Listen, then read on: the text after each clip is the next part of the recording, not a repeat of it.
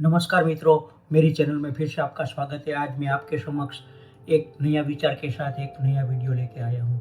दोस्तों, आज का मेरा विचार है कि हमारी ज़िंदगी का सबसे बड़ा सत्य क्या है। हमारी ज़िंदगी का सबसे बड़ा सत्य है कि हमारी ज़िंदगी कभी सीधी लिटी में चलती नहीं है, वो टेढ़ी-मेढ़ी ही रहती है।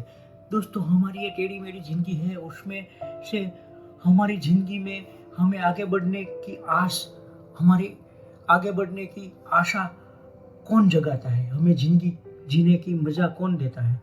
दोस्तों, हमारा आशावाद ही हमें हमारी ज़िंदगी जीने का मज़ा देता है। हमको अगले पल क्या होता है वो पता नहीं है, वही हमारी ज़िंदगी की असली मज़ा है। दोस्तों, आज मैं ऐसा नया विषय में एक नया विचार लेकर आया हूँ। आशा करता हूँ कि मेरा आज का विचार आपको अच्छा लगेगा।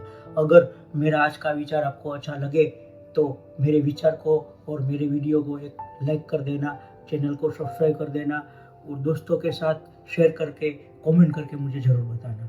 तो चलिए, बिना देरी किए आज के वीडियो की शुरुआत करते हैं। हमारी ज़िंदगी का सबसे बड़ा सत्य क्या है? हमारी ज़िंदगी का सबसे बड़ा सत्य यह है कि हमारी ज़िंदगी कभी सीधी लिटी में चलती नहीं है। ज़िंदगी का रास्ता हमेशा टेढ़ा-मेढ़ा रहता है। अगर हर पल हमारी ज़िंदगी सीधी चले तब हमें हमारी ज़िंदगी में कुछ नहीं है ऐसा लगने लगता है। ज़िंदगी में उतार-चढ़ाव आता ही है और आता ही रहना चाहिए। हम वर्तमान में जीते हैं, ज़िंदगी के अगले पल में क्या होगा उसका हमें पता ही नहीं चलता। हम आशावादी हैं, ज़िंदगी का अगला पल अच्छा और सुखाकारी होगा यह मान के चलते हैं। ज़िंदगी अपना रास्ता कब बदलेगी उसका हमें पता ही नहीं चलता। हमारी यही अनप्रिडिक्टेबल ज़िंदगी में से हमें रास्ता निकाल के आगे बढ़ना पड़ता है और अच्छा ही अगले पल होगा ऐसा सोचकर आगे बढ़ना पड़ता है। यानी कि हमें हमारी ज़िंदगी में कभी आशावाद मिटाना नहीं चाहिए। दोस्तों, हम सब अमिताभ बच्चन की ज़िंदगी के बारे में जानते हैं। वो हमारे ज़माने के एक आदरणीय व्यक्ति है, महान व्यक्ति है। उसकी ज़िंदगी में काफ़ी उतार-चढ़ाव आए थे। उसने एक कंपनी भी बनाई थी, वो भी डूब गई थी और उसी समय वो दिवालिया हो गए थे। लेकिन उसने अपने मन में निराशा आने नहीं दी। उसके मन में हमेशा आशावाद ही था। उसके बुरे दिनों में काफ़ी लोगों ने मदद की पेशकश की थी, लेकिन उसने अपने अंदर आशावाद ऐसा पाला था कि सबकी मदद को ठुकरा के अपने दम पे खड़े हुए थे। मैंने उसका एक भाषण सुना था, वो आपके लिए आज शेयर करता हूँ। दिवालिया हो गया मेरी बनाई हुई कंपनी घाटे में चली गई, करोड़ों का कर्जा चढ़ गया, मेरा व्यक्तिगत बैंक बैलेंस 0 यानी शून्य हो गया। कमाई के सब जरिए बंद थे और सरकार की तरफ से घर पर कुर्की के छापे लग गए।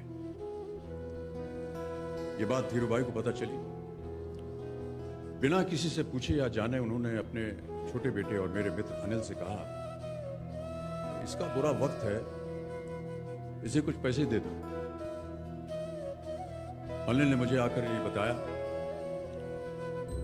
देवियों सज्जनों, जितना वो देना चाह रहे थे उससे मेरी सारी दुविधा और परेशानियां खत्म हो जाती। उनकी उदारता पर मैं भावुक हुआ, लेकिन मुझे लगा कि मैं उनकी उदारता को स्वीकार न कर पाऊं। ईश्वर की कृपा रही और कुछ संकट के दिनों के बाद समा बदला, काम मिलना शुरू हुआ और धीरे धीरे मैं अपने सारे कर्जे उतार पाया। एक शाम धीरूभाई के निवास स्थान से इवेंट पर एक दावत के अवसर पर मुझे भी आमंत्रित किया गया। तो ऊपर लॉन में एक तरफ मुझ पर नजर पड़ी तो मुझे बुलाया और कहा, यहां मेरे साथ बैठो। मुझे बड़ा अजीब लगा। मैंने क्षमा मांगी और कहा, मैं उधर अपने मित्रों के साथ बैठा हूं, वहीं ठीक हूं। उन्होंने जिद की और बैठा लिया मुझे। फिर अपनी उस दिग्गजों की महफिल में उन्होंने कहा, ये लड़का गिर गया था लेकिन अपने बल पर फिर खड़ा हो गया है, मैं इसकी इज्जत करता हूं। अगर बच्चन साहब ने अपनी निष्फलता में निराश होकर और आशावाद छोड़कर बैठे रहते तब वह अपनी जिंदगी में कभी सफल होते ही नहीं, अपनी जिंदगी में कभी वो सफलता पाते ही नहीं है। इस तरह हम भी आशावाद छोड़कर अगर निराश होकर बैठे रहेंगे तब हम भी कभी सफल होंगे नहीं। दोस्तों, हमारी जिंदगी में कितनी भी निष्फलता मिले, कितना भी हम निराश हो, लेकिन हमारे मन में आशावाद कभी हमें छोड़ना नहीं चाहिए। हमारे अगले पल में, हमारी ज़िंदगी के अगले पल में सब कुछ अच्छा ही होगा, ऐसी आश में हमें हमारी ज़िंदगी जीनी चाहिए दोस्तों। और हमें इसी आश में आगे बढ़ना चाहिए और हमें ज़िंदगी का आनंद उठाते रहना चाहिए। हम पश्चिमी संस्कृति और खासकर अमेरिकन लोगों का काफ़ी अनुकरण करते हैं, उसके पीछे काफ़ी दौड़ते हैं। अमेरिका में एक संशोधन हुआ है, पॉजिटिव और नेगेटिव थिंकिंग करने वाले लोगों के बीच में एक संशोधन हुआ है। जो लोग पॉजिटिव है और जिसके मन में सकारात्मक विचार है, वह नकारात्मक विचार वालों से 7.5 साल ज़्यादा जीते हैं। यहाँ कोई सवाल करेगा, यहाँ तो सकारात्मकता की बात हुई, लेकिन हमारे अंदर दोस्तों सकारात्मकता आती कहाँ से? हम सब आशावाद में जीते हैं। अगर आशावाद ही हमारे अंदर नहीं होगा तो हमारे अंदर सकारात्मकता कभी आएगी नहीं। हमारी अंदर सकारात्मकता हमारे अंदर की आशावाद से ही मिलती है। इसलिए तो हमारे बड़े बुजुर्ग कहकर गए थे कि जो कुछ हो रहा है और जो कुछ हो गया है उसमें जरूर न जरूर कोई ईश्वरीय संकेत होता है। जो भी होता है वो अच्छे के लिए ही होता है। हमारे बड़े बुजुर्ग ये पॉजिटिव बात हमारे सामने बहुत खूबी से रख के गए हैं। दोस्तों, सब कुछ हमारे मन के अंदर ही है।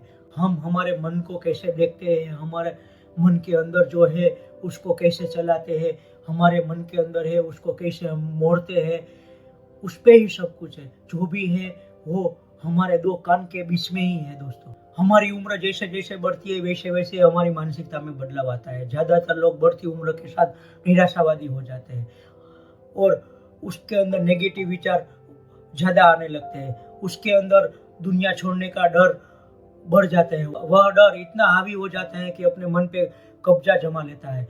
इसलिए हमारे यहाँ एक और कहावत है, मनुष्य तन से बूढ़ा होता है उससे पहले मन से बूढ़ा हो जाता है।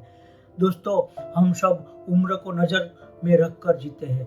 जैसे जैसे उम्र बढ़ती है वैसे वैसे लोग बोलने लगते हैं कि ये उम्र में हमें कुछ शोभा नहीं देता है, ये उम्र में हमें ये शोभा नहीं देता, हमें करना नहीं चाहिए। लेकिन दोस्तों, पॉजिटिव बातें और हमारे मन को आनंद देने वाली बातें हमें किसी भी उम्र में करनी चाहिए। वो करने में कभी उम्र बाद आनी नहीं चाहिए। दोस्तों, उम्र के साथ शौक आपके कुछ चले जाते हो बात ठीक है, लेकिन वह उम्र की बात है।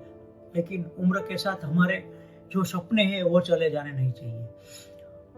उम्र के साथ जो हमारे मन में आशावाद है वो चले जाने नहीं चाहिए। हमारा आशावाद गया तब हमारी जिजीविषा चली गई समझो।